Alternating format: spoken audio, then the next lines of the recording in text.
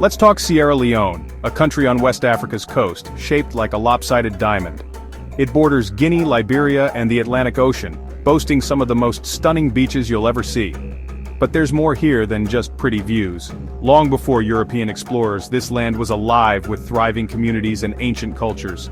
History runs deep, like the roots of the old cotton trees scattered across the landscape. People here built societies, traded, and governed themselves for thousands of years. Modern Sierra Leone is built on a foundation laid centuries ago by its original inhabitants. To understand the country today, you have to look back at those blueprints. These early people knew the land, built complex societies, and thrived in their environment. They were innovators, artists, and leaders, long before outsiders arrived. So, let's peel back the layers and explore the Sierra Leone that existed before European ships appeared on the horizon.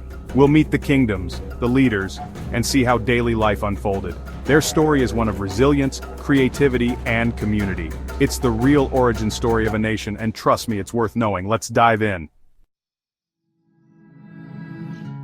Who were the first to call Sierra Leone home? Archaeology shows people have lived here for at least 2,500 years.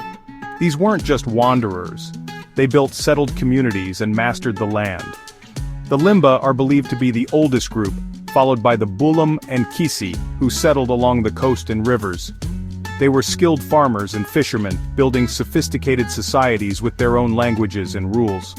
Life revolved around tight-knit villages where everyone worked together and shared resources. Rice farming, hunting, and fishing were daily routines, and they developed stone and iron tools that changed everything. These tools allowed for more farming and permanent homes, paving the way for larger communities. They also left behind mysterious Nomoli figures, stone statues whose purpose is still debated. Whether religious idols or ancient art, these figures show a rich spiritual and cultural life. These early people weren't just surviving, they were creating, innovating, and laying the groundwork for future generations. Their legacy is woven into the fabric of Sierra Leone. They set the stage for everything that followed. Their art, beliefs, and way of life shaped the nation's identity. They proved you don't need modern tech to build a civilization. The story of Sierra Leone starts with them, and their influence is still felt today. Fast forward, new groups arrived shaping Sierra Leone's ethnic landscape. The Temne migrated from the north, settling in the central and northern regions as expert rice farmers and traders. The Mende, now the largest group, came from the east, bringing powerful secret societies like the Poro and Sande. These societies taught traditions, governed communities, and held real power. But it wasn't just Mende and Temne. Sierra Leone became a mosaic of cultures. The Limba held their ancestral lands, the Kono farmed and later mined diamonds, and the Sherbro mastered fishing and salt making. Each group brought unique languages, traditions, and skills. They traded, intermarried, and sometimes clashed over resources.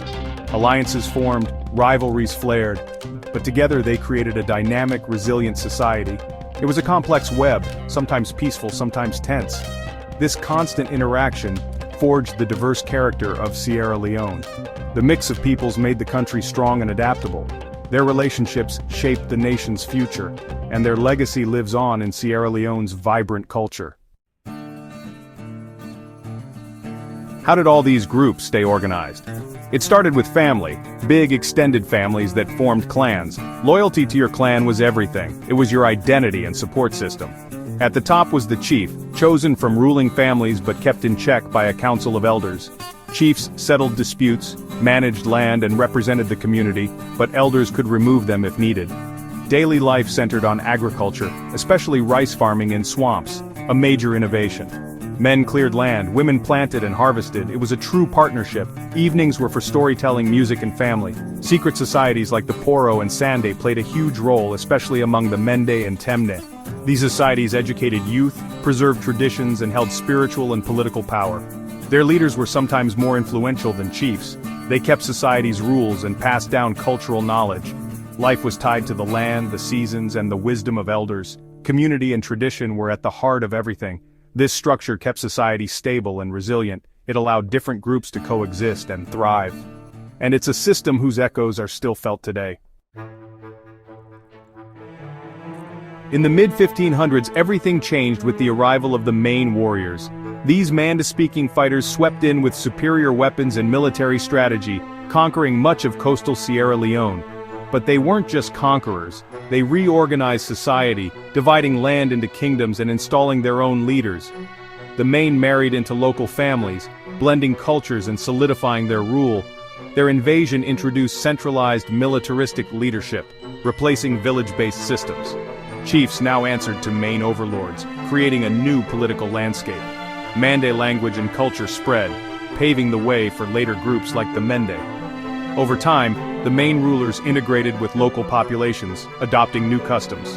Their empire eventually fragmented, but their influence endured. The Mende invasion mixed old and new, creating hybrid states and cultures. It was disruptive, but transformative. The region's identity became even more layered and complex. This chapter reshaped Sierra Leone's history, and its impact is still visible today. Long before online shopping, Sierra Leone was a trade hub connecting forest and savanna empires.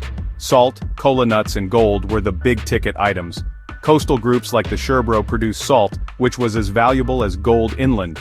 Kola nuts, the original energy boost, were traded north for hundreds of miles and symbolized wealth. Gold from the north made its way across the Sahara to North Africa and Europe. In return, Sierra Leoneans received textiles, beads, and iron tools. This trade network moved more than goods. It spread ideas, technology, and people. It linked Sierra Leone to the wider world.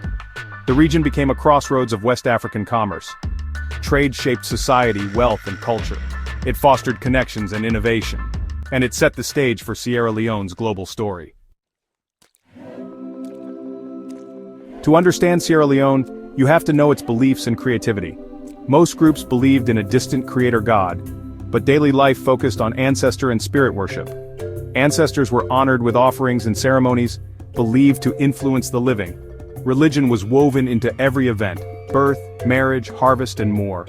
Secret societies like Poro and Sande guarded spiritual knowledge and led rituals. Their masquerades, with elaborate masks and costumes, brought spirits to life. Art and music were central.